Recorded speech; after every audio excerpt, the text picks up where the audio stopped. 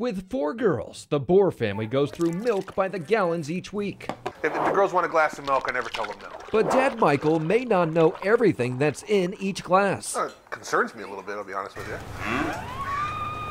Advocacy groups like the Dairy Education Board suspect the same medicines given to sick cows may be ending up in our milk. We no longer have antibiotics that work for the diseases they were created for. Infectious disease doctors have long worried unintended exposure to antibiotics could keep those same drugs from working when prescribed to people. There are concerns that we're running out of antibiotics as more and more bacteria become resistant. But he says it depends on how much we're consuming.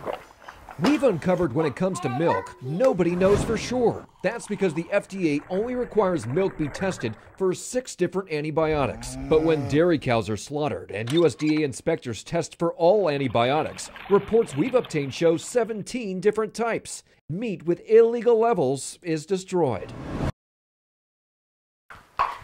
This sound from this horse was something Kathy Felter feared she might never hear again.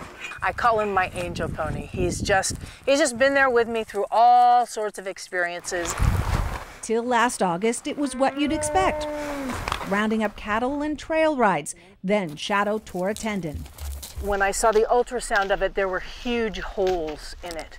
As a matter of fact, there were some places where there were only a few fibers holding it together. The prognosis without it was pretty dreary.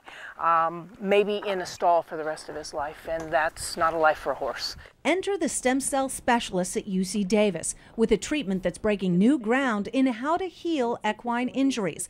A roll of fat was extracted from Shadow's rear, stripped down to its basic DNA and grown as stem cells, then re-injected in the injury site, regrowing the torn tendon.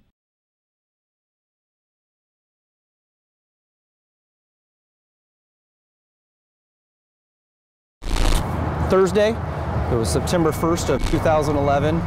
The initial call came out shortly after 7 o'clock. And more than a year later, we still don't know who killed 59-year-old Marilyn Nash. We did discover evidence that she was having vehicle problems at the time. Detective Jeff Wallace has worked the case since day one. He walked us through Nash's final steps from her broken-down car on 6th Parkway to Florin Road. She was last seen alive walking out of Chevron. Detectives would even catch her on surveillance, buying car fluid. 2 women, also seen on tape, would end up being strangers, yielding no leads. We're lacking witnesses, we're lacking suspects. From the Chevron, detectives believe Nash walked back down Florin Road, back toward her car, but she'd be violently stopped crossing over Highway 99. And then either by force or by the result of fighting, she somehow wound up down here.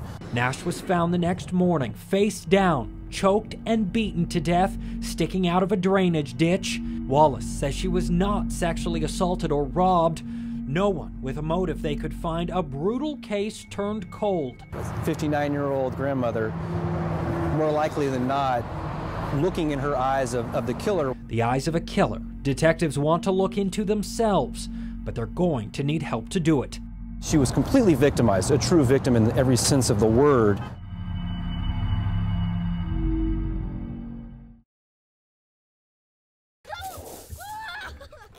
An afternoon at Robla Community Park. Children shooting across the playground, just having a good time. So when Josh White learned a stolen gun was buried by the swings where his 8-year-old daughter Madison plays. That's pretty crazy. Like, it ain't right. And yeah, it just upsets me, you know. Sacramento police say they received a call of shots fired late last night. When they showed up, they stopped 2 people and found the hidden loaded gun. They arrested this man, 19-year-old Davon Johnson. The stolen gun investigators say not far from where Johnson was standing. Anything could have happened. Very dangerous. Knowing that people have guns out here, and it's always a lot of people out here, somebody could get hurt. Including a child like Madison. I'd go to my parents and tell them that I found it. Not every kid would.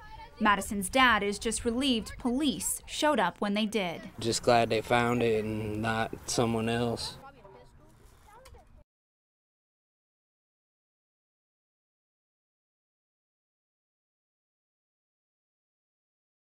Councilman Cohen says not only do these bags pile up in landfills, they become urban ornaments. You've seen littered trees, rivers, and roadways. Another thing we need to worry about is all the way out in outer space, and it's a full moon. When there's a full moon over North America, it actually tugs on the ocean and pulls it up, causing a high tide. Mix a high tide with a storm surge, and you could have catastrophic flooding. As the tide rises, the storm surge will create a wall of water. One of the best life-saving tools is a rescue beacon, so this is in transmitting mode, and if I was to go skiing and got stuck in an avalanche, Vince over there would actually be able to turn his on and find me. The closer he gets to a victim, the faster the beacon beeps. If there's no beacon, the next way to search is by probes, a long, tedious, and often deadly process of poking and prodding every foot of snow. This study also found that drivers who go at a higher rate of speed while they sing are more dangerous. I can't drive 55, or in this case, 65, while we rock out.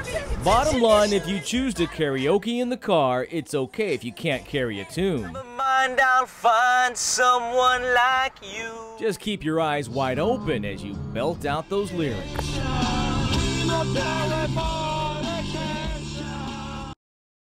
Do you want to be my reporter for the day? Okay. Okay, good. 7 out of 50. I get a 25 now, 7 out of 50, 25 right here now, 50. Here we are at beautiful day at McKinley Park. 75 here now, 7 out of 1 now, 1 now, 1. And here we are now, 75. Today there was an auction and they were selling pieces from McKinley Park. The demolition crew is coming tomorrow to take down the remainder of the playground structure. As you know, it was somebody set it on fire last summer and about a third of it burned down. You take me to 100. I've got 90 here now, 1 now, 1 now, 1. They are buying memories and they are buying a part of Sacramento. 25. I'm looking for $50 going to a high. Pieces like this one, all around 50 bucks. My girls have grown up on those swings, and it's a swing set for $50. You can't beat that. First set of swings, 2 swings. I don't think you can put a price tag on it. We tried to today. I've got 25. I'm looking for 50. Sold. $50. Your number. Thank you very much. When I come to McKinley, it's like I'm at home. I'm glad that there will be things here that are going to have another life. We made over $1,700 to support the rebuild of the park, and I think that's just a fantastic thing for the community, for the people that have been coming here for the last 20 years enjoying this park. Last call for $130. I'm looking for it. My name is Allison F. Smith with Channel 14 News. Sold. Thank you, Steve.